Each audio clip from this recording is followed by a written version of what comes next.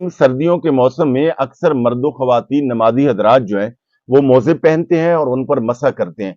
मौजों के मुतल्लक जो जरूरी मसाइल हैं, मौजों पर मसा करने की शराइत क्या है, इसकी मिकदार क्या है और इसकी मुद्दत क्या है। हजरत इमाम अहमद और हजरत इमाम अबू दाऊद ने हजरत मुगीरा रजी अल्लाह तआला अन्हु से रवायत किया है कि रसूल करीम सल्लल्लाहु अलैहि वसल्लम मौजू पर मसा फरमाया करते थे।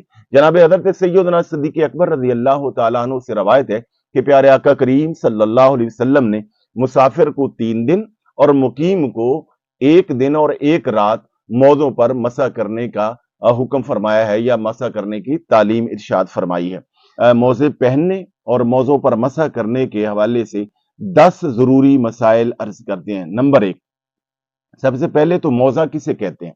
मौजा चमड़े के एक जुराब नमा इस ऐसी चीज को कहते हैं, यानी जो पांव में पहना जाता है और ये चमड़े का बना हुआ हो और इसकी मिकदार क्या है कि ये पांव पे पहना हो और ये टखनों तक हो, यानी वुजू में जितना पांव का हिस्सा धोना जरूरी है वो सारे का सारा इसके अंदर जो है वो आ जाए और वो ढपा हुआ हो। इसका तरीका हम अर्ज करते हैं।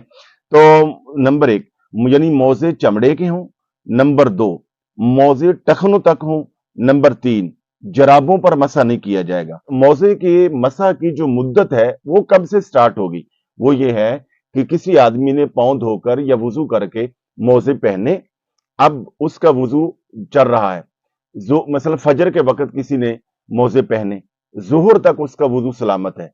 जब पहली मर्तबा उस आदमी का वुजू खत्म होगा या उसे हदस लाहिक होगा तो उसके बाद उसकी जो है वो मुद्दत का आगाज होगा। अब जब फजर के वक्त पहना और जोहर तक उसका वुजू चला और जोहर के वक्त उसने नए वुजू की उसको जरूरत पेश आई, अब अगले दिन की जोहर तक वो आदमी जो है वो अपने मौजू के ऊपर मसा कर सकता है, यानी 24 घंटे मुकीम आदमी।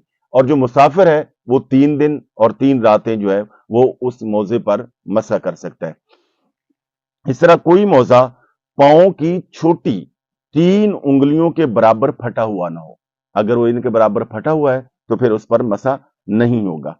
औरतें भी मसा कर सकती हैं और मर्द हजरात भी मसा कर सकते हैं। ये भी है कि इमामा, टोपी और सकाफ और बुरका, निकाब, इस पर जो है वो मसा जो है वो अहनाफ के नजदीक जायज नहीं है। जो कपड़े की जराबें हैं उन पर भी मसा नहीं किया जाएगा।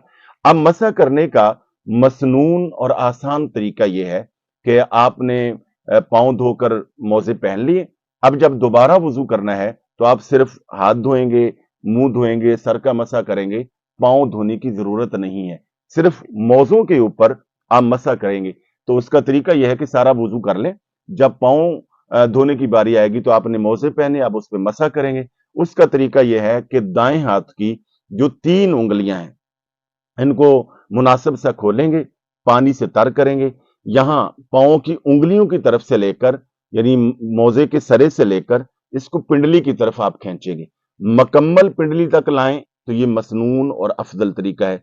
अगर किसी ने सिर्फ 3 उंगलियों की मिकदार भी उंगलियों को ऐसे खींच के मसा कर लिया और ये एक मार करना है तो उसके मौजों का मसा हो जाएगा। दाएं पांव का जो मौजा है उसका मसा दाएं हाथ की 3 उंगलियों से करेंगे और बाएं पांव का जो मौजा है उसका मसा बाएं हाथ की 3 उंगलियों से करेंगे।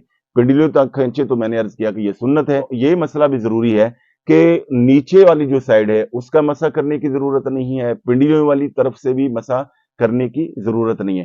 तो इस्लाम ने ये एक सहूलत दी है सर्दियों के मौसम में।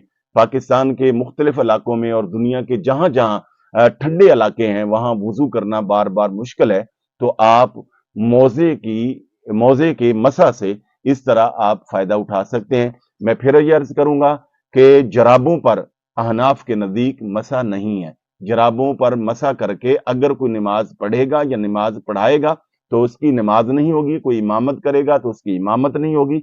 ये चमड़े वाला या रैक्सीन वाला जो मौजा है इसके ऊपर सिर्फ ऊपर जो है वो मसा किया जा सकता है। अल्लाह जल्ल शानुहु हमें दीन इस्लाम के अहकामात पर अमल पैरा होने की तौफीक अता